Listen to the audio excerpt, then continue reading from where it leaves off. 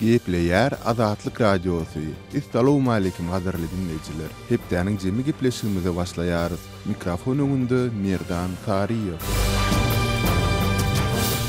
Bu hepde Azatlyk Radiosynyň esasy temalary websaytda iň köp okulanýar. Okuyjymyzyň türkmen prezidentiniň adyna halkyň elinde ne pul galdy, ne de puluny alara harit. Söz başly ýolan ýüzlenmesi, türkmen migrant inanlarynyň Türkiýedäki esasy problemalary, taşary türkmen taliplaryndan, sessiýalarinden soň ýurda dolanmaklary talap edilýär. Atly maglumatlarymyz boldy. Halkar Valyuta Fondu türkmen häkimetlerine halky oňuýsuz täsirlerden goramagy maslahat berdi. Bankomatlardan naklaşdyryp bolan pulun möçberi ýeni çäklendirildi. Atly makalalarymyz hem köp okulanlaryň bäsligine girdi. Bu hepde iň köp dinlenenleriň başyny dünýä türkmenleri gepleşiginiň türkmen migrant inanlarynyň Türkiýedäki esasy problemalary atly tany çekýär. Halkara Valyuta Fondu türkmen häkimetlerine halky oňuýsuz täsirlerden goramagy maslahat berdi. Türkiýede 3 türkmen studenti neşe öndürmekde tutsak edildi. Gaçkak türkmen zähmet migrantlary deportasiýa ediler. Türkmen türmelerinde direkti diten tutsaklardan ýene biriniň ölendigi aýdylýar. Atly habarlarymyz hem iň köp dinlenenleriň bäsligine girdi. Bu hepde iň köp görülen videolarymyzyň başyny Rus ýyldızlary, türkmen aýal gyzlaryny kutlaýarlar. At bilen çap edilen video çekýär. Türkmen görnüşleri 10-njy hepde Halabjanyň ýiten ogly. Region görnüşleri 10. Multimedia önümlerimiz hem köp görüldi. Bu hepde iň köp gurruna edilen makalamyz okuyjymyzyň türkmen prezidentiniň adyna halkyň elinde ne pul galdy, ne de puluny alara harit söz başly ýolan ýüzlenmesi boldy. Gaderli dinleýijiler, hem Azatlyk Radiosynyň gozgaýan temalaryny, meselelerini goşulyp Azatlyk Radiosynyň websaytynda we sosial ulanmalaryndaky sahypalarynda öz pikirleriňizi galdyrmaga çagyrýarys. Telegram Messenger bu Azatlyk Radiosy bilen habarlaşmak üçin iň hupsuz ýollaryň biridir. Telegram tilsimini ulanmak üçin onu öz mobil telefonuňyza indirin. Soňundan peýda bolan instruksiýalara laýyklykda maglumatlar girdin. Siz aktivasiýa açar sözüni almak üçin özüňiziň hakyky telefon belgiňizi girdimeliňiz. Şol bir wagtda siz öz adyňyzy görkezmän hem bilýärsiňiz. Tilsim işläp başlandan soň Azatlyk Radiosy bilen şu telefon belgileri arkaly habarlaşyp bilersiňiz. Ýagny goşmak 420 724 168 983 we goşmak 420 773 797 383. Telegram Messenger'ini işläp düzenler bu tilsim arkaly ugradylan maglumatlary asla izarlap bolmaýandygyny, her bir maglumatyň ýuridik kodlanýandygyny aýdýarlar. Has hupsuz söhbetleşlik üçin siz secret chat, ýagny gizli chat mümkinçiligi bilen hem peýdalanyp bilýärsiňiz. Dünýäniň iň öňde barajy ýuridik gullyklary henüz hem Telegramyň koduny döwüp bilmediler. Bilsiniz ýaly Türkmenistanda messengerlaryň aglabaty şol sanda Telegram hem pitikli bolmagyna galýar. Emma Messenger'i işläp düzenler dowamly täzelenýän protokollaryň we kodlaryň kömegi bilen bu çäklendirmelerden sowu geçmeň ýollaryny oýlap tapdylar. Telegramda günümün araç proxy servere birigip ulanıcı ve onun yerleşen yeri baradaky maglumatları gizleyen ýuridik bir mümkinçilik gözüňünde tutulandyr. Şu sebäpli proxy serverler Türkmenistan ýaly interneti çäklendirýän ýurtlarda uly meşhurlygy eýedir. Türkmen ýuridik gullyklary nähildir bir ýol bilen Telegram Messengerini petiklemegi başarsalar da siz VPN, şol sanda ýuridik Azatlyk Radiosy üçin işlenip taýýarlanan Sayfon 3 programmalaryndan peýdalanyp bilersiňiz.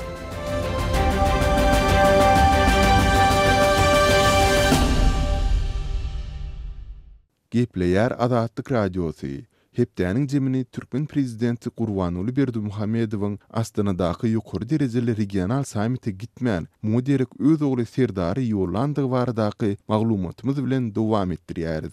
Merkezi Aziýa döwletleriniň ýolbaşçylarynyň Astanada geçen ýokary derejeli sammitine prezident Gurbanuly Berdimuhammedowyň özü gatnaşman muderek ol duşusyga öz ogly Serdary ýollady. Yeri gelende bellesek 15-16 mart aralygynda Gazagstanda geçen bu sammite Türkmenistandan beýleki ýurtlaryň döwlet baş tutanlarynyň ählisi, ýagny Kyrgyz prezidenti Saranbay Jeenbekow, Özbek prezidenti Şawkat Mirziýoýew, Täjik prezidenti Emomali Rahmon we Kazak prezidenti Nursultan Nazarbayew gatnaşdylar. Geçen hepde Türkmen medyası bu sammiti meclisin başlygy Akçy Nurberdiýewanyň ýol başçylygyndaky Türkmen delegasiýasynyň ýollanjakdygyny habar berse-de, Türkmen wekiliyetiniň düzüminde meclisin Kada Kanunçylyk baradaky komitetiniň başlygy Serdar Berdimuhammedowyň hem bardygy barada hiç zat aýtmady. Sammitin çağında 15 martda Serdar Berdimuhammedow Kazak prezidenti bilen iki çak ýagdaýda duşuşyk geçirdi. Bellemeli yeri Türkmen delegasiýasyna ýolbaşçy bolup giden Akçy Nurberdiýew bilen Nursultan Nazarbaýewiň arasynda hiç hili duşuşyk geçirilmedi. Kazak prezidentiniň metbuat edarasynyň pensiýanby güni giýişlik ýaýradan beýanatyna görä, Nazarbaýew iki ýurduň arasyndaky dialogyň berkidilmeginiň we östürilmeginiň möhümdigini belläpdir. Serdar bolsa öz prezident kakasynyň Kazak liderine ýolan şahsy ýüzlenmesini ýetiripdir. Serdar Berdimuhammedowyň gurrun iddiany ýokary derejeli regional sammitde gatnaşmagy bilen baglylykda göze iýlen ýene bir ýagdaý bar. Ýagny tegelik stoluň başynda geçirilen umumy gepleşiklerde beýleki döwlet liderleriniň ýanynda daşary işler ministrleri, ýokary derejeli hukukçylyk resmiýetleri oturan bolsa, Akçy Nurberdiýewanyň gapdalynda Serdar ýerleşdi. Şol bir wagtda onuň prezidentiň ogly bolmakdan özge nähildir bir bitiren işi barda maglumat berilmeýär. Mundan başga sammitde gatnaşan döwletleriň liderleriniň düşen umumy suratynda Türkmenistanyň hiç bir wekili ýok. Ýagny Merkezi Aziýa döwletleriniň baýdaklarynyň her biriniň öňünde degişli ýurdun prezidenti duran bolsa, suratda Türkmen baýdagynyň öňünde hiç kim ýok.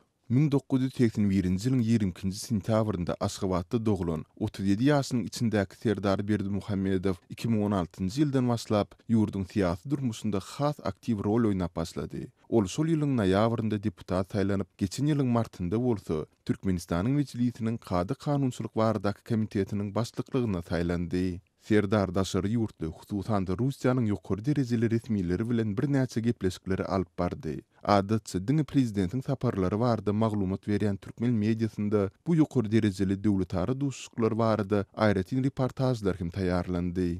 Mundan başga soňky döwür Serdar Berdimuhammedow özüniň prezident kakasy bilen ýurdun mediasynda da has köp peýda bolup başlady. Döwlet mediasy indi Serdary gönümel döwlet baş tutanymyzyň ogly, liderimiziň ogly diýip tanystyrýar. Galy berside Serdar prezident kakasyndan ylgaw ýarşlarynda estafeta taýajagyna alýar, onuň bilen birlikde miras atly atda hem gezelenji çykýar. Türkmenistanyň syýasy durmuşyny izleýän ekspertler häzirki ýagdaýlardan çen tutulsa, onda Berdimuhammedowyň ogly Serdara miras düşür hökmünde garalýandygyny aýdyp boljakdygyny belliýärler. Gaderli dinleyijiler, hepdäniň jemini halkyň sesi bilen dowam etdirýäris. Türkmen resmiýetleri we mediasy ýurtda medisina, saglygy goruş pudugynyň bide wady bilen pajarlap üsýändigini öňe sürýärler. Goloýda prezident Gurbanuly Berdimuhammedow adamlaryň ýüz keşpine timar bermäge, saç ötüşini kadrlaşdyrmagy we beýleki hyzmatlary ýerine ýetirmäge ýardym berjek kosmetika merkeziniň gurulmagynyň maksady laýyk boljakdygyny öňe süripdi. Şol bir wagtda Azatlyk radiosy bilen söhbetde bolýan ýurt raýatlary adamlaryň her türlü keselleri duçar bolýandyklaryny, däri dermanlaryň ýetmezçilik edýändigini gurrun berýärler. Daşowyň Gurban Sultanyjy trawynyň Andalip Taýhan birleşiginiň ýaşajysy Üzüm Guldaýdy Twitter'däki ýagdaýlar dogrusynda Azatlyk radiosynyň habarçysy Sultan Açylowa gurrun berdi. Owalarňyzda hapasudan, owadaky hapaçylyklardan türlü keselleriň ýüze çykýandygy barada habar berdiňiz. Beýleki iç geçme, sary getirme, gyzamyk ýaly keselleriň hatarynda inçe kesel ýüze çykýanmy? Owalaryňyzda inçe kesel bilen keselleýän adamlar bolýarmy? Tuberkulozam bar. Çen. Tuberkulozam çen. Näkili keselden ölüpdir dep sorasalar, şu keseli aýtadylar. Oňa on näme diýer, rak kesel, anyş kesel dymken. Birden ölüp kaladylar, ýürek toktap, o keselemken. Şu kesel dymken. Etrapda inçe kesel barmy? Tuberkuloz bilen kesellerlere teretden ýürütleşdirilen hastahana barmy? Onu aýratyn hastahanasy ýok. Nerede bejerýärler? Şu Taşawuzda inçe kesel onkologия diýmen o bir bolnisasy bar. Şoňa gitse, şoňa düşen adam sağ alıp gelenini men görmedim. Ahyrynda şu ölüm eşkara bolady. Etrapda ýok, inçe kesel barny ýürütde ýokmy? Ýok. Etrapda ýok, Taşawuz oblastda bar. Bogany. Etrapda ýok. Şo taýda nähilek seredilýär diýilýär şolaryň bir tanış bilişiňizden eşitmediňizmi şol welaýatyň inçe kesel hastahanasynda näsaglara nähelik teredilýär. Kömekdary berenine mene eşitmedim şolary. Ýöne balnetde ýatanda şonuň dermanlary muhty bolmala inçe keselleriň. İnçe kesellere dermanlary indi azolak kömek etýärler. Azolak. İçotamana o yazılıp durarlara azrak nemet edler. Osuňam pensiýa berediler, pensiýa kes koýupdylar. Kömek puly. Hawa.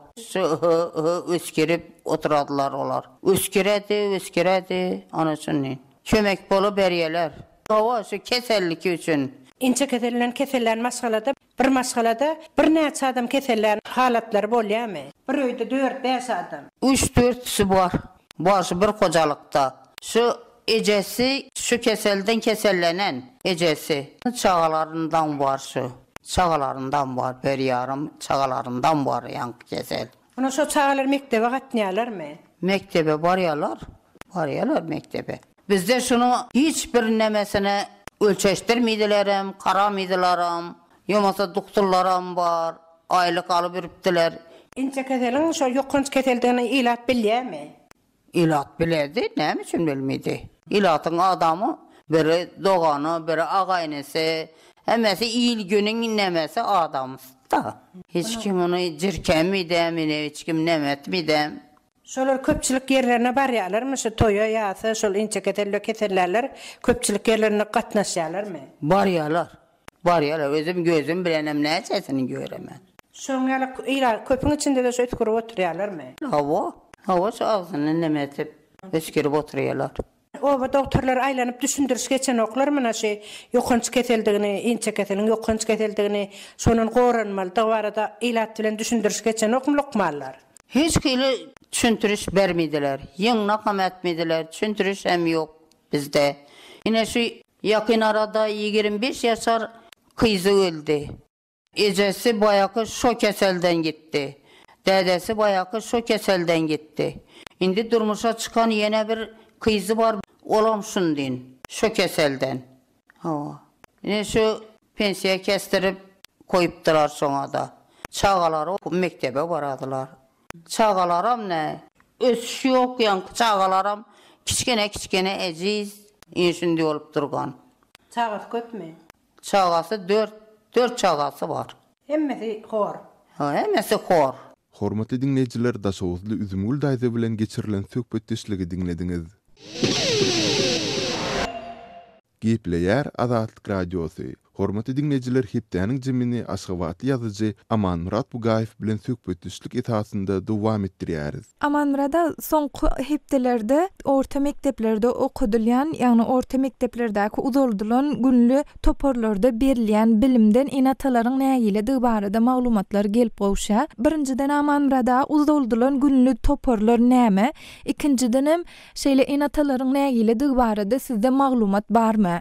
Uzadılan ulu toparlar bir Türkmenistan'ın mekteplerine Sovet hükümeti yıllarında da bolan zat hazırım devam ediyen zat bir ataneler sünmür, ullokonmur yardım diye aytsağım oluyor. Heverşe uzadılan ulu toparlarda başlanız sınıf, yani başlanız klas okulsuları anlık kalmaya ataneleri istevullerin yağdayında mesela okulları başlanız klaslarda bunun birinci yarımını tamamlayan olsa Edir sorun okulun tamamlayan wagty gün ortamy atanelen köpütiniň çağasyny öýle alyp gitmäge mümkinçiligi ýok. Sebäbi işleýärler ýa-da bolmasa öýde çağalarynyň öý işlerini ýerine ýetirmäge, kömek etmäge atanelen köpütine mümkinçilik ýok. Ine şu uzadylan uly toparlar bolsa her gün saat günüň ikinji ýarymynda saat 14-den saat 18-50 mekteplerde devam edýär. Ol bir näçe topar bolup bilýär mektepdäki başlangyç klas okunçylarynyň sanyna görä hemde şonu okutmagy mektep tarapyndan düzülen sanyna görä. Ine şonu da okunçylar almykanlyğa ihraz edilýän işlerini işlemäge kömek etýär. Muallim şol uzadylan uly toparlar atan üçinem okunçy üçinem bir ogatlat bolan muallim üçinem ogatlat sebäbi artykmys iş sağadını göretip bolýar mektepde şu uzadylan uly toparlyň hasabyny. Ýöne soňky döwürde atanelerin gelip şol uzadylan uly toparlaryň muallimleri bilen ýa bolmasa mektep döwürleşçilери bilen anygy bolýan ýagdaýlar ýagny söwüşýän ýedekler, kıykylyk edýän ýedekleri barha gureliya bakdı. Atanelerde zeylen kurrun veriyaner mektep muallimlerim, zeylen kurrun veriyaner. Bunda düyüp tevari ataneler bilim sahalarımıza uzatılan ulu toparlarda edilmeli, kömek verilmeli, yardım edilen oklayıp zuda nägiler var yarar, onun nägileri senden mektepte ulaştılar bilen dava çelli barıp yetti. Amanrada birinciden şeýle ýagdaýlar haýsy mekteplerde bolýar, haýsy mektep muallimleri ýa-da haýsy mekteplerde çağalar okuyan enatalar gurrun berýärler. Şeýle de muň sebäpler barada nähil maglumatlar bar, muň sebäplerini muallimler näme düşündirýärler? Bir şeýle muallimlerin atanelerin muallimlerden dilgir närazy bolmagy bir uzatılan ulu topar bolan mektepten ählisinde de duş gelýän ýagdaý men öňe häli şimdi özüň bir işleýän muallimler bilen ýa-da sahagy şo mekteplerde sahagy okuyan ataneler bilen gurrundaş bolýan mekteplerim bilen Aşgabat şäheriniň 47-nji, 48-nji 51-nji, 55-nji mekteplerinin muallimleri hem de şu mekteplerde çağalar okuyan ataneler, bunun muallimler olan bir ailenin özlerine değişti değerliğine, atanelerin meselenin düğümüne göz yetirmeyen, gelip özlerine dava edyenliklerini, nahak dava edyenliklerini tasdik edyen mektep muallimleri, sebep uzadılar ulu toparda bolmalı çağanın sani 15'ten geçmeli değil. İn köp bolanla uzadılar ulu toparda çağan sani 15 bolmalı yönü. Mektep yolbaşçıları uzadılar ulu toparsın bizim mektebimize koyuverilen maliyetleri işte çekli. Şol suyla biz her 15 sağ sünnetlenen kanunu kavat geleyen 15 sağ toparları döredip bilen yok. Şol suyla gayret edin deyip mektep yolbaşçılarının özü düzgünü olup 30 sağadan rahattan düzüyorlar. Uzadılar ulu toparın sağadanını. Ne diyeyim? Gözüne getirip görün 4 saatin devamında 4 akademik saat. Öyle şeylerin anında 180 binin devamında bir muallimlerin bir 30 saatin öğüşünü işletmeye kömek edip bileceği, ahlak usulün individual yağdayda işletip bileceği bu umuman mümkün yağdayda şu yağdayı şöyle muallimler öğürlerine günah yok. Okustanının uzadılarını topardı. Bolmasından ikisi köptüğüne aýdýarlar ýöne. Atanelerin köptüğü şuna ya düşünür yok, ya da olmasa düşünmezler oklar sana. Aylık hak söyleniyor mu uzadılarını topardı sağa koyacaksın deyip. Sen etmeli işin et deyip tutuyorlar. Olsun şu dava mektep yolbaşçılarına sen barıp etmeyen senin anla. 48. 51. mektepte bolanyagda hatta şu atene bilen muallimin davasy bolmaly sınırından çıkandan sonra polisiýa edaralaryna, hukuk edaralaryna selli arz şikayet etmekle senden barıp yetipdirler. Amanrada bu barada meselem şu muallimler uzoldulan günlü toparlarda okuwçylaryň sanynyň bolmalysyndan aşy köpdigi barada mektep ýolbaşçylaryna ýüz tutupdyrlar Amanrada. Mekteplerde uzadılan ulu toparlar okuyan muallimler olsun, ataneler nägile bolup gelmänine de mektep ýolbaşçylaryna häli şimdi yüzlenýärler bir bizim güç yeterimizden ağır bir 15 bir plan oku planını gözüne tutulan 15 saatiden bunu ikisi köpeldiğiniz biz yetişip bilemiyoruz var atene yardımımıza düşünenle de biz okusa etmel konuğumuzu edip bilmeyenliğimiz için muallim hükmünü öğrendim şu yardaya katkıyla ne yaptıyıp aydiyalar onu hükmü dava cenzele gerekkenini öğren. Mektep yolbaşçılarının gayret edin bir bolluğunu yorgunu ora ayağı batmak bolanok teyari. Atanelerin köpsi öz sağaların okuwunu tamamlanan vakti başlangıç klaslarda okuwunun tamamlanan vakti gelip alıp gidip bilen oklar ya da öylerinde şolara okuwa bir öýüşlerini yerine getirmeye kömek etbilecek mümkünçülük yok gayret edin. Yine şol gayret edin de şol düzgün bolmalara getirýän. Hormatly dinleýijiler, Aman Murat Bugaýew bilen geçirilen söhbet düşlügi dinlediňiz. Adatlyk radiosu Telegramda. Bizi Adatlyk radiosu sözü bilen tap bilersiňiz. Adatlyk radiosu arkaly öz maglumatlaryňyzy ýyla ýetirmekçimi? Biz bilen Telegram arkaly ýagny goşmak belgisi 420 724 168 983 we goşmak belgisi 420 773 797 383 telefon belgileri bilen habarlaşyň. Biz siziň şahsiýetiňizin girliň taklanjaklygyna kepillik etýäris. Gepleýär Azatlyk Radiosu. Hormatly dinleýijiler, hepdäniň jemini owan dipderimiz bilen dowam etdirýäris. Kabylda habarçymyz Samirdan Gulumrady bilen söhbetdeş bolan jurnalist Abdurrahman söhbet ýurtda türkmen dilinde berilýän teleradio gepleşiklerde kemçilikleriň bardygyny gurrun berdi. Gelin bu söhbeti bilelikde dinläliň. Awganystanyň milli radio we telekanalynda türkmen dilinde de gepleşik berilýär. Ýöne türkmen dilinde berilýän programmalarda kemçilikleriň bardygyny türkmen bölüminde işleýän jurnalistler aýdýar. Döwrebap türkmen edebiýatynda gepleşik taýýarlamaga mümkinçilikleriň ýokdugyny olar ma'lum edýär. Ençe ýyl bäri Awgan milli radio we teleýaliminde işläp gelýän Abdurrahman söhbet bilen geçirilen gepleşigi size hödürleýär.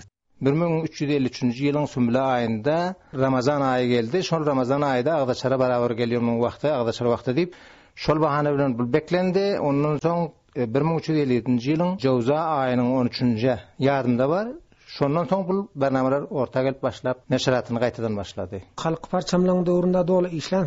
Hawa men ondan soň şo taýda resmi işe girdimde. Ta 1364-nji ýylaça men şo taýda işledim. Ondan soň şol 1357-nji ýylda Sowrun Klapdan soň Jowzanyň 13-nji bu bernameler gaýtadan başlandy. Men hem şondan soň işimi şo ýerde başladym. 1358-nji ýylyň akrabynda men soň Göreş jeridinde işläp başladym. Hem radio bilen ondan soň telewizion arkaly bername berjek diýip her milletden hepde birjik aýdym neşret başladylar.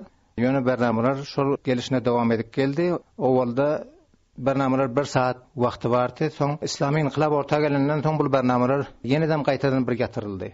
Ýene bular bernameler gaýtadan başlandy. 15 dakika bername Özbeki, Türkmeni, Nuristani, Peşeýi şudirlerde gaýtadan başlandy. Ol wagtlarda ses yeterlik däldi, ol ses dinleýijilere dogry ýeten ýokdy. Şondadan bername dowam edip durdy. Müjahidinleriň häkimiýeti döwründe siz şo radio telewizionda işläp? Hawa men şondadan işleýärdim.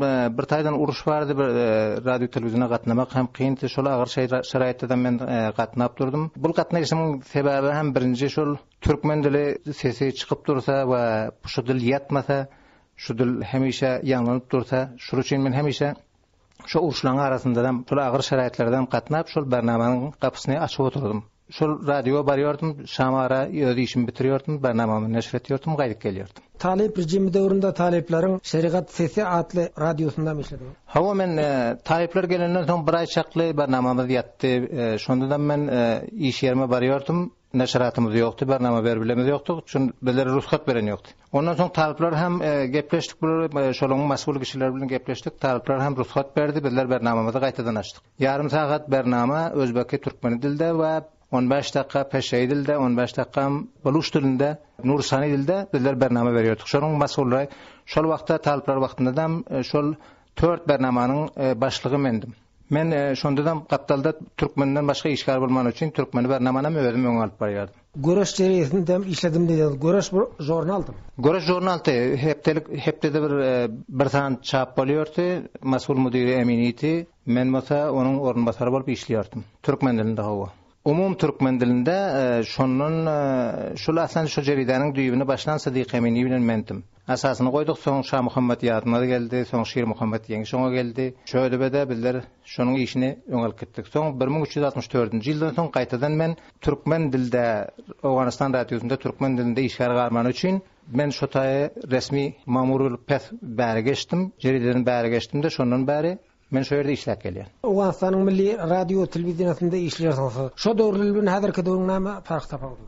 Häzir biz şol öz günümizde ýakdyk bernamany neşr edip bilýärys, fark şunçalyk. Ol wagtda bizlere bir helek gurunlary aýtmak kynrakdy. Endi açaçan şonu aýdyp bilýärys, ýörüňizdäkini aýdyp bilýärys. Öz taryhymizy beýan edip bilýärys. Öz perhengimiz hakda nähile gurulsak bir adam sen näme gurulýarsyň diýen ýok. Beýan azatlygy berilen, şol beýan azatlygy bizlere şol mümkinçiligi getirdi ki bizler öňküden göre gyzyklyrak işlesek ýöregimizde, şoňa gyzykdyrsak etýän işimize, öňe gere etýän bolsak ýörek sowuk salat üçin ýörekdäkini aýdyp bilemiz ýokdy.